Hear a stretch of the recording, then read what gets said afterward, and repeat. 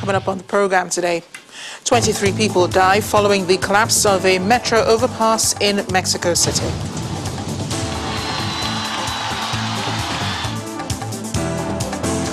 The number of coronavirus cases in India surges past the 20 million mark. Plus, discussions begin at the G7 summit in London. A warm welcome to the program. I'm Amarachi Ubani in Lagos. We begin in Mexico City, where the mayor, Claudia Sheinbaum, says 23 people have died after a metro overpass collapsed as a train was traveling over it. 2 train carriages were seen hanging from the structure above a busy road. 65 people are currently known to have been injured in the incident. 7 of them are in serious condition. Siempre la Fiscalía General de Justicia debe llevar a cabo un peritaje. Mayor Sheinbaum says a full investigation will be carried out into the causes of the overpass collapse that killed 23 people. The incident happened on Monday, May 3rd, and he says it's too soon to say who was responsible for what happened. An external company will be doing the investigation. Local media reported that residents had reported cracks in the structure after a deadly 2017 earthquake. One local newspaper said authorities made repairs following the reports. A drone video captured images of the 2 train carriages precariously hanging from the damaged overpass. It's the deadliest incident in decades in the city's metro system, one of the busiest in the world. Rescue and emergency teams had tried to reach potential survivors from the collapsed overpass today. A crane transported to the site is working to stabilize the train carriages so rescuers can resume their search for victims, while authorities assess the risk of more of the overpass and train cars slamming down onto the road.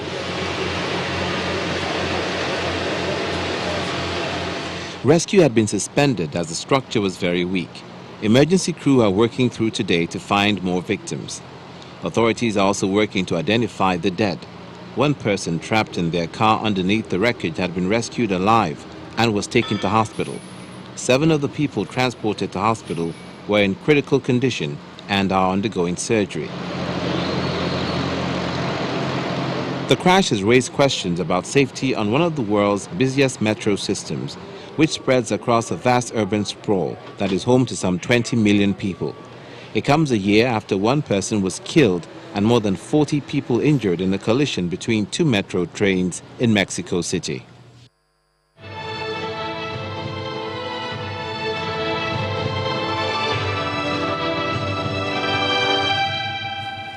We're getting updates from India now on the coronavirus situation there. The number of cases has crossed the 20 million mark, despite the government saying the cases are slowing down. Over 355,000 cases were added today, though slightly lower than the 400,000 cases reported on April 30. Testing numbers have reportedly dipped, sparking fears that India's true caseload is far higher. It comes as a cumulative total of global cases surpassed 152 million, with the death toll exceeding 3.19 million as of Monday. Here's more in the global update. The Indian Health Ministry confirmed that the COVID-19 caseload has surged past the 20 million mark. In the past 24 hours, more than 357,000 cases were added, taking the total count to about 20.3 million. While deaths rose by 3,449 to hit 222,408. The South Asian nation has now reported more than 300,000 new daily COVID-19 cases for 13 consecutive days as the epidemic continues to devastate the country. Philippine President Rodrigo Duterte has received his first dose of the Sinopharm vaccine against COVID-19 to encourage reluctant Filipinos to get inoculated and help stop the spread of the virus. Footage from the government broadcast arm, RTVM, showed him being inoculated by the Health Secretary, Francisco Duque, inside the presidential palace. Over in the United States, the total number of confirmed COVID-19 cases crossed 32.47 million, with the death toll exceeding 577,000. The US is now turning to massive inoculation as it looks to cap the surge in cases. More than 100 million adult Americans have been fully vaccinated against COVID-19 as of Saturday. Over 144 million Americans received at least one COVID-19 shot, accounting for 43.6% of the population. The Chinese health authorities are reminding people that have received their COVID-19 vaccine that they still need to wear masks as virus transmission risks rise. The country is in the midst of a 5-day holiday which started from Saturday, May 1st. As China has rarely registered locally transmitted cases for a long time, the tourism industry has been recovering quickly. Normally, the Labor Day holiday is a time when tens of millions of people would travel across the country. This year, the transport system is expected to handle around 265 million passenger trips during the holiday. Meanwhile, in Africa, vaccine hesitancy has been slowing the continent's COVID-19 inoculation drive. Experts say reports and warnings of side effects and of the vaccines are causing people to lose faith in them. Health experts worry that public skepticism about taking the relatively small number of doses African countries have battled to procure could prolong a pandemic that has already killed more than 3.3 million people worldwide. There's lots of people who are still holding out on the vaccine. Quite a number of people are still waiting for something to show up. A lot of people are still very apprehensive about the side effects. While Ghana and Rwanda have all but finished administering the doses they received last month, the rollout in some countries is so slow it could take years to use the limited shots they have, let alone inoculate their adult population. Kenya, for example, began vaccinating 400,000 frontline health staff and other essential workers in early March after receiving more than 1 million AstraZeneca doses from the global vaccine sharing scheme COVAX. By April 25th, Kenya had only vaccinated 152,700 health workers, and that's according to data from the Health Ministry. The vaccines will expire on June the 28th. Africa's most populous nation, Nigeria, received its first consignment of 3.92 million AstraZeneca shots on March 2nd. By April 23rd, just over 1.15 million doses had been administered. It was slow at the beginning, very slow, because people were very skeptical. Unfortunately, immediately they started distributing the vaccines. This whole story of blood clots and all sorts of things came up concerning the vaccines. And then to make it even worse, countries like UK, Germany, and France now decided to halt, the use of the vaccines, that the Oxford AstraZeneca vaccine. So that now gave us a lot of problem. That behavior in itself caused a lot of problem in Nigeria. In Côte d'Ivoire, vaccination centers have been quieter than expected, raising fears that doses will be left unused when they expire in June. The West African country vaccinated 105,110 people between March the 1st and April 21st after receiving an initial shipment of 504,000 doses. At that rate, it will take more than 2 years to use the 1.7 million doses it had ordered from COVAX so far. Democratic Republic of Congo, meanwhile, received 1.7 million AstraZeneca doses from COVAX in early March. It delayed their rollout after several European countries suspended the vaccine to investigate rare blood clots. But 10 days after its inoculation drive got underway, only 1,300 people in the country of 85 million had received a shot. The government is now returning 1.3 million doses to COVAX before they expire. The World Health Organization and Africa CDC have repeatedly advised that the benefits of the AstraZeneca vaccine outweigh the risks. We turn to other issues now. The UK's Foreign Secretary Dominic Raab has been meeting with counterparts all day in the G7 summit holding in London. The group of 7 is discussing ways of countering challenges from China and Russia without trying to contain Beijing or escalate tension with the Kremlin. They're also discussing Russia, including how to respond to a troop maneuver on the border with Ukraine and the imprisonment of the Kremlin critic Alexei Navalny. China's spectacular economic and military rise over the past 40 years is seen by diplomats and investors as the most significant geopolitical events of recent times, alongside the 1991 fall of the Soviet Union, which ended the Cold War. The G7 combined still packs a powerful punch, according to analysts. It has about $40 trillion in economic clout and 3 of the world's 5 official nuclear powers. While the United States wants a more stable relationship with Russia, but much will depend on how aggressively the Kremlin decides to act. Speaking after a meeting with Antony Blinken, the U.S. Secretary of State in London, British Foreign Minister Dominic Raab said Russia's behavior must change. The British Foreign Minister also says reports suggesting British Iranian and aid worker Nazanin Zaghari Ratcliffe is due to be released by Iran are inaccurate. To release the door for positive relations and diplomacy is always open to us, and I think that's something shared across many of the NATO countries. But what's got to change is Russia's behaviour as a P5 member of the Security Council, against the basic norms of international law, whether it's the brinkmanship and the saber rattling on the border with Ukraine, whether it's the cyber attacks and the misinformation, or indeed the poisoning of Alexei Navalny, which was not just a human rights abuse, but a use of chemical weapons on Russian soil. We are focused very much on Russia's actions and what course it chooses to take. President Biden's been very clear for a long time, including before he was president, that if Russia chooses to act recklessly or aggressively, we'll respond.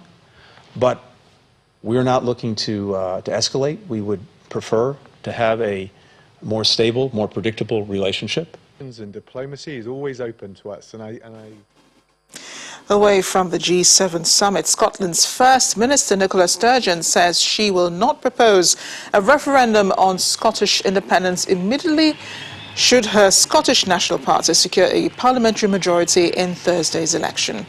While the 50-year-old says she wants to first make sure the country is clear of the coronavirus pandemic, the SNP has pledged to hold a new vote by the end of 2023 if they get a clear lead in the 129-member Scottish Parliament. Such an event would create significant questions for the future of the United Kingdom. And most polls show the prospect of the SNP reclaiming the majority it lost in 2016, but a projected strong showing from the Scottish Greens means a pro-independence majority is likely. The unionist charge is led by the relatively new leaders of the UK's 2 major parties in Scotland, Douglas Ross of the Conservatives and Labour's Anas Sawar. Ross and his party are hoping an SNP majority is avoided at all costs if his party's UK leader, British Prime Minister Boris Johnson, has any hope of rebuffing a fresh referendum. Although the SNP remains popular throughout the country, the party's pro-independence stance is not necessarily shared by all who vote for its candidates. Meetings have been holding all day between the British Foreign Secretary Dominic Raab and his counterpart attending the G7 summit in London. A major focus is China and Russia, and including how to respond to a troop maneuver on the border with Ukraine and, of course, the imprisonment of Kremlin critic Alexei Navalny. Now, China's economic and military rise over the past 40 years is seen by diplomats and investors as the most significant geopolitical events of recent times. Much earlier, we heard Dominic Raab and the U.S. Secretary of State Antony Blinken talk about Russia and China and what the discussions will be on in the next few hours. Our correspondent is in London. Juliana Olaika joins me now. Juliana, how have the discussions gone so far today? Good afternoon, Amarachi. It's gone pretty well. Of course, it's a little bit strange over the past year or so. These medias from the world's most industrialized nations have all met virtually. So this is the first time that they have been meeting face to face, and they're trying to get as much as they can done over a very few hours. As you said, Blinken, the Secretary of State, has met his British counterpart, Dominic Raab. A really important meeting. This is the first time that somebody from Biden's administration is meeting somebody in Britain face to face. So this is really important, and especially important for Britain as well. Just a couple of months ago, they did announce that they were cutting their foreign overseas spend from 0.7% to 0.5%. And of course, they have just emerged out of a very bitter divorce with the European Union. So they do want to cement their stance as being, a global leader. This is, of course, the prelude to the G7 World Leaders meeting, which will be taking place in a couple of months in Cornwall. And Lancaster House in central London has been pretty busy. Meetings have been back-to-back, as you said. They have been talking about this threat to democracy. Names such as Iran, Russia, China have been thrown up. But then, of course, there are some humanitarian crises that are taking place at the moment. The Rohingya community in Myanmar. We know that there's been this ongoing war in Syria that doesn't seem to have no end. So I think it's time to kind of reflect, look forward.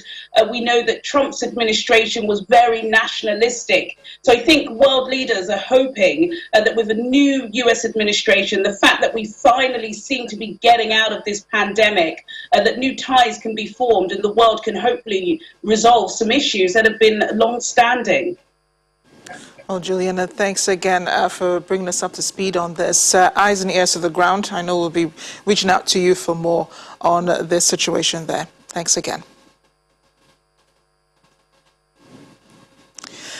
France's far-right leader, Marine Le Pen, has been acquitted by a French court of breaking hate speech laws by posting 3 images of Islamic State atrocities on Twitter.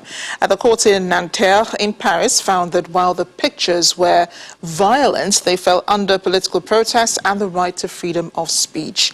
Ms. Le Pen had originally condemned the trial as politically motivated, but she's seen as President Emmanuel Macron's main rival for the presidency.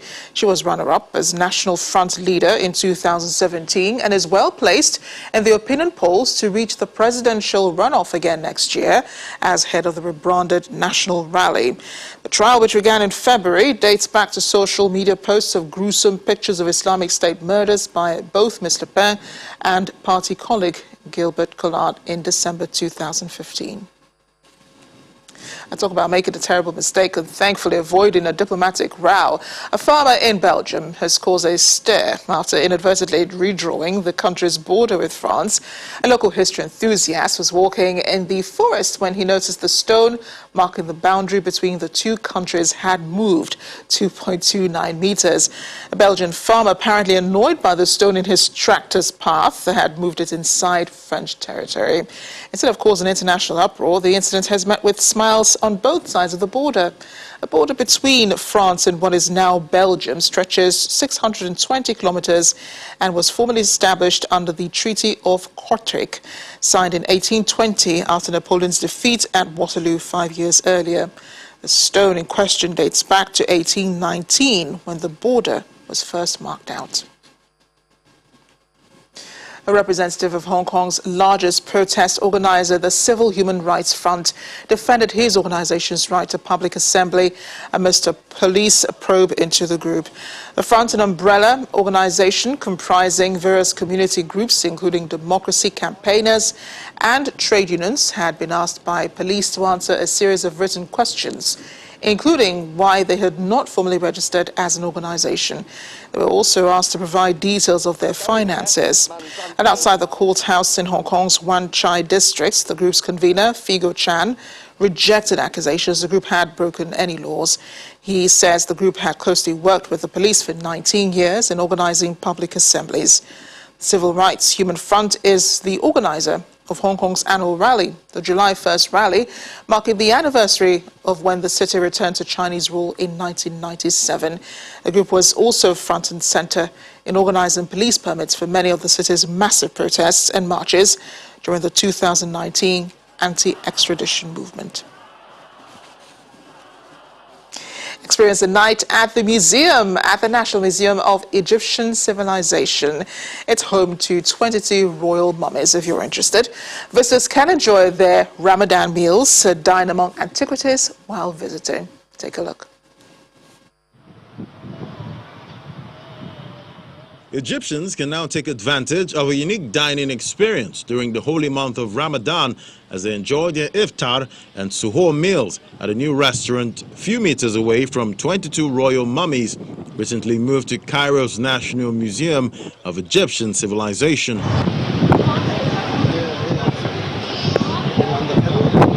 The restaurant, called Mole, was inaugurated 10 days before the fasting month as the first dining spot at the museum. I think that if the idea is introduced in more museums, Egypt is a very beautiful country and it has many places where we can deliver such a service so that people get to know the museums. They see the museum and the country, and at the same time they sat and eat good food in a good place. I think it's a nice experience. Museum's opening hours are from 9 a.m. to 3 p.m., but it's open from 8 p.m. till 11 p.m. specifically for the restaurant's visitors, according to the museum's executive director, Ahmed Jonim. A grand parade conveyed 22 ancient Egyptian royal mummies in special capsules across the capital, Cairo, earlier in April, from the Egyptian Museum in Tahrir Square to the National Civilization Museum. It's really unique because you experience visiting the museum at night. There is no one there but you and the monuments you see. You have all the space, time, and even the peace of mind to think deeply about the exhibits. You read about the new machines they're exhibiting. It's overall an experience that was never done before. Located in Old Cairo's Fustat area, the museum was officially inaugurated on April 3rd. The Royal Mummies Hall was opened to visitors on April 18th, according to the museum's website. Fustat, the home of the new museum, was the site of Egypt's capital under the Umayyad dynasty after its conquest in 641 AD. And as we end the program, the Beijing-Xinjiang Expressway, or the G7 Expressway, as many like to call it, boasts breathtaking views along its route and becomes one of the most beautiful expressways in China. Expressway, which is over 2,500 kilometers, starts from Beijing and goes northwestward through Hebei, Shaanxi, Inner Mongolia and Gansu before reaching Urumqi and Xinjiang. Along the expressway, tourists can enjoy 10 major views as we see them. Really breathtaking, including grassland, river, forest, desert, lake, glacier and mountain. They can also admire 9 vivid colors of nature, including green grassland, gray Gobi Desert, yellow desert, blue lake and white glacier. Opened in July 2017, it's an expressway with the longest section of road across a desert landscape in the world, as it crosses the Belaian Desert, the 3rd largest desert by size in China, and the Gobi Desert, which is the world's 5th largest desert. Makes you want to go all the way down there. Thanks for watching. I'm Amarachi Ubani.